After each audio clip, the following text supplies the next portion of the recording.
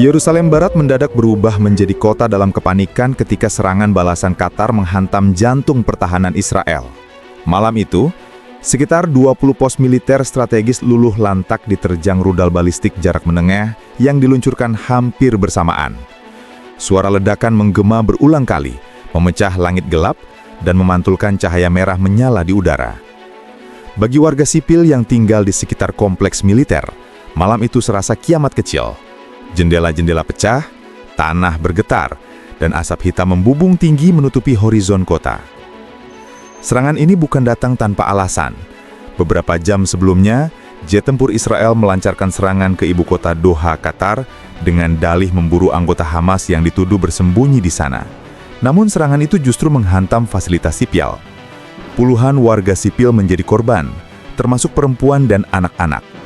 Rekaman amatir warga memperlihatkan puing-puing bangunan, tubuh tak bernyawa yang tergeletak, serta jeritan keluarga korban. Dunia maya segera dipenuhi potongan video dari Doha, menimbulkan gelombang kemarahan.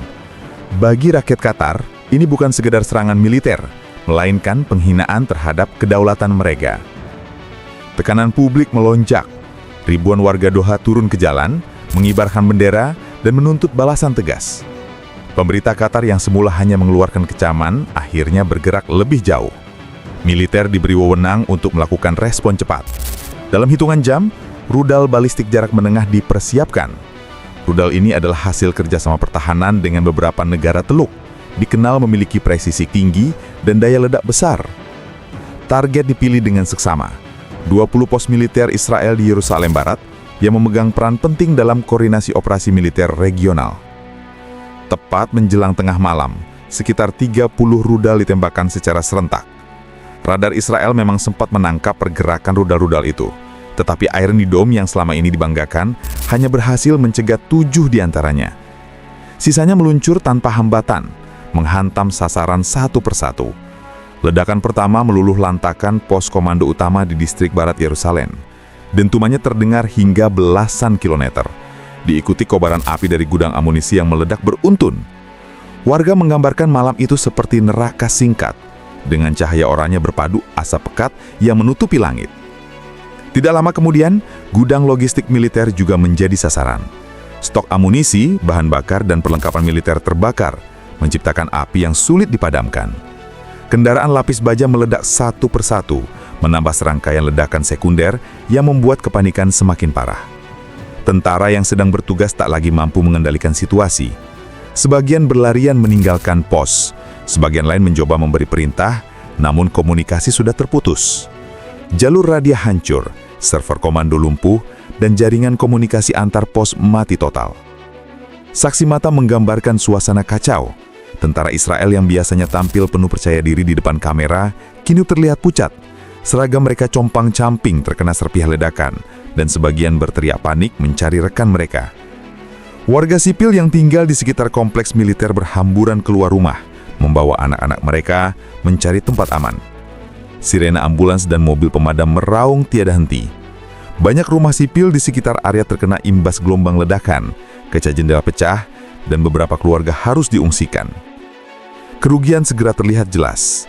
Dari 20 pos militer yang menjadi target, sebagian besar hancur total, sisanya mengalami kerusakan parah. Puluhan tentara dilaporkan tewas seketika, ratusan lainnya luka-luka, beberapa dalam kondisi kritis. Rumah sakit di Yerusalem Barat kewalahan menerima korban luka, sebagian bahkan harus dialihkan ke fasilitas medis di kota lain.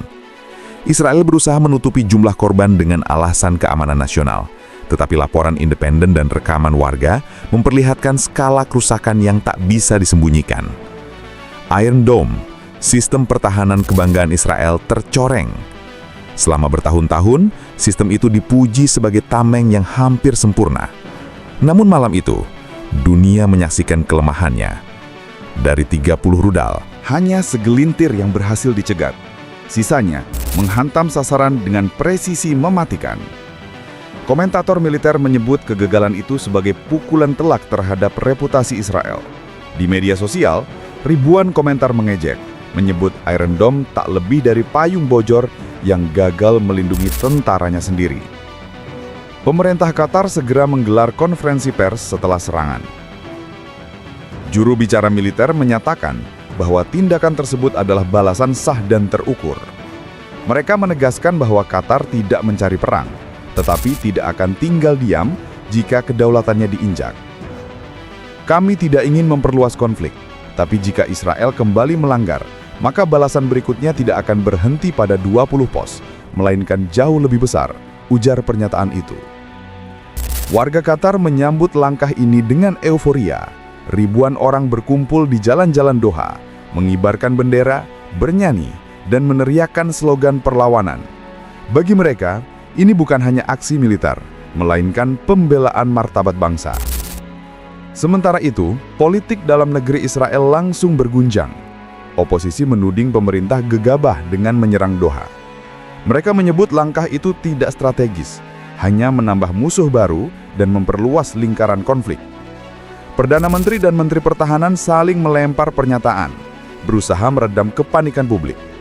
Namun juru bicara militer hanya mampu menyebut serangan Qatar sebagai tindakan pengejut, tanpa menjelaskan mengapa pertahanan terbaik di dunia gagal total. Media lokal Israel pun terbelah. Sebagian mencoba menenangkan publik, sebagian lain menayangkan kritik tajam terhadap pemerintah. Media internasional melihat situasi ini sebagai titik balik. Narasi berubah cepat. Jika sebelumnya Israel mencoba tampil sebagai korban, kini mereka dipandang sebagai agresor yang harus menanggung konsekuensi.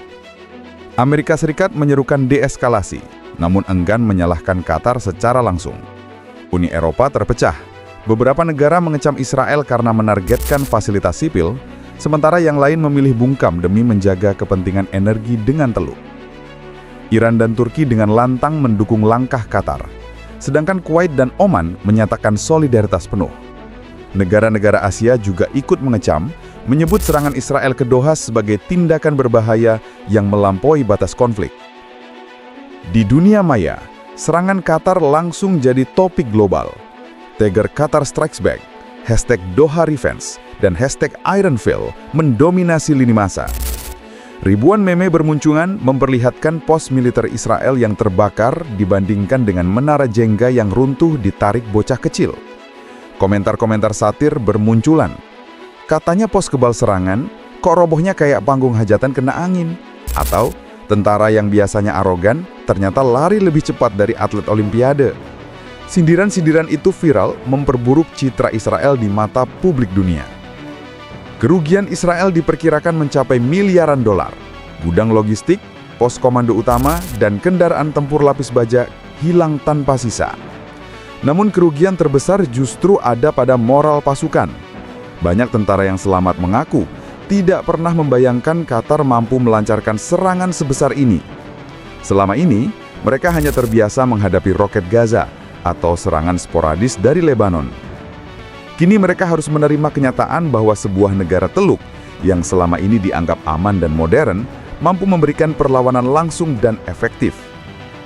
Situasi ini membuat Israel berada dalam posisi sulit.